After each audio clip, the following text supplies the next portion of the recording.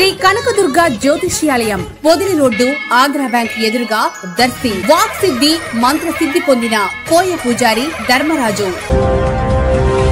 మన దర్శి వార్తలు ప్రేక్షకులకు నమస్కారం.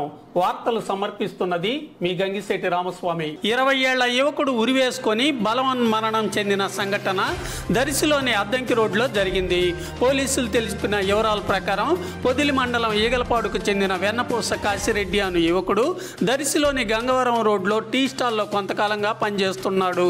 అద్దె గదిలో మరొక యువకుడితో కలిసి ఉంటూ కాశిరెడ్డి ఒంటరిగా ఉన్న సమయంలో ఉరివేసుకున్నట్లుగాను రెండో వ్యక్తి గుర్తించి పోలీసులకు సమాచారం తెలపడం జరిగింది.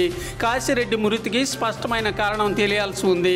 దర్శి ఎస్ఐ మురళి సంఘటనా స్థలాన్ని పరిశీలించారు.